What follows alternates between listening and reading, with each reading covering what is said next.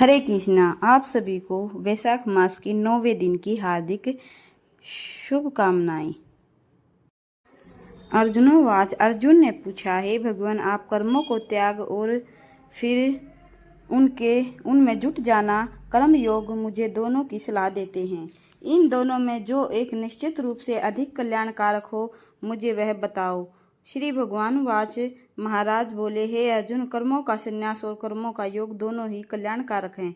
इन दोनों में कर्म छोड़ने की अपेक्षा उसमें जुटे रहना अधिक कल्याणकारक है। जो पुरुष किसी से द्वेष नहीं करता, न किसी को चाहता है, वह तो सन्यासी ही है। ऐसा पुरुष बड़ी आसानी से बंधन रहित हो जाता है। संन्यास और योग का अलग अलग मानना मूर्खता है, बुद्धिमता नहीं। दोनों में से एक का भी भली भांति आश्रय लेने से दोनों का फल प्राप्त हो जाता है। ज्ञानी योगी जिस परम पद को पहुंच जाते हैं, निष्काम कर्म योग के बिना कर्म संन्यास की स्थिति प्राप्त करना कठिन है। निष्काम कर्म योग में मनन करने वाला मनुष्य इस स्थिति को चुटकी में ही पा जाता है। निष्काम कर्म योगी शुद्धात्मा, शरीर इंद्रियों के वश में रखने वाला ही सब प्राणियों में एक ही भाव से बरतने वाला महानुभाव, कर्म करता हुआ भी उसमें लिप्त नहीं होता।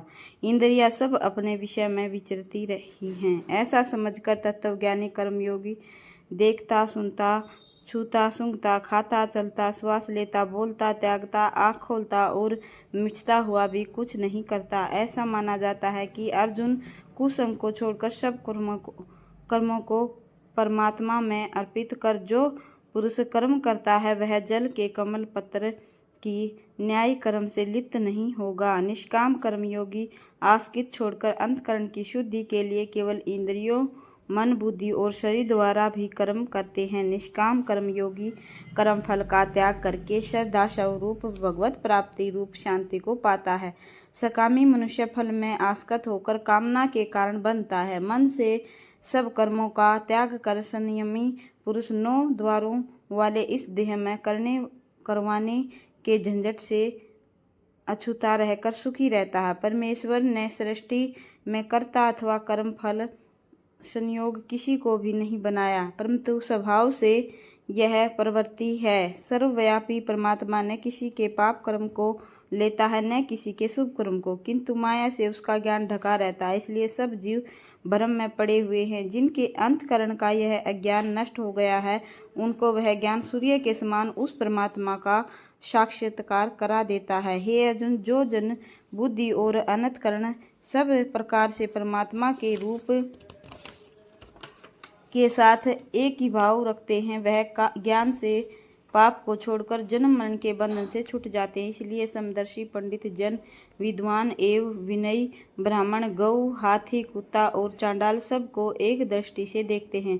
इस प्रकार समता में जो अपने मन को साध लेते हैं, वे जीते हुए भी मुक्त हो जाते हैं, क्योंकि परमात्मा निर्दोष और सम है। जो इसमें स्थित पुरुष अच्छी लगने वाली वस्तु को पाकर प्रसन्न नहीं होता और अप्रिय से दुखी नहीं होता, वह शिथिर बुद्धि, संशय रहित ब्रह्मावेता पुरुष ब्रह्मा में एक ही भाव से स्थिर है।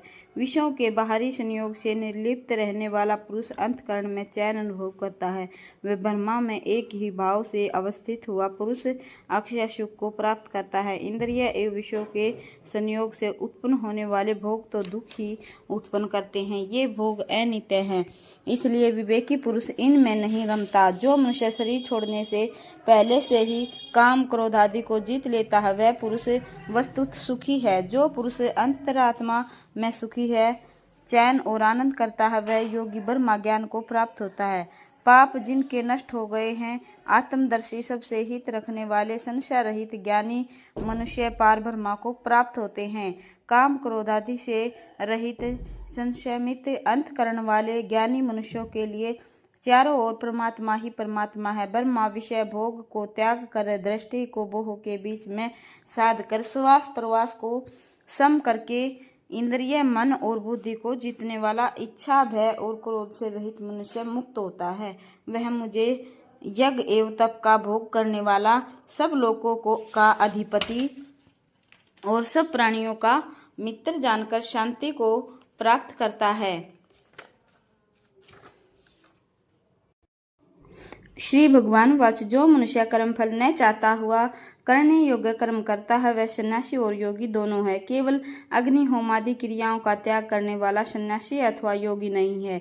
हे पांडुपुत्र अर्जुन, जिसको सन्यास कहते हैं उसी को तू योग जान, क्योंकि संकल्पों को न त्यागने वाला कोई भी योगी नहीं है। योगी बनने की इच्छा वाले मननशील मनुष्य के लिए निष्काम कर्म ही साधन है और योगारूढ़ हो जाने पर संकल्पों का अभाव कल्याण के हेतु है।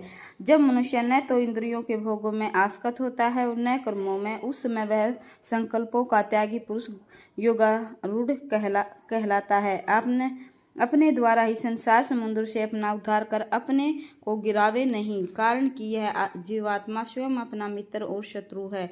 जिसने अपने मन और इंद्रियों सहित शरीर को जीत लिया है वह अपना मित्र स्वयं है। राधे राधे। हरे कृष्णा।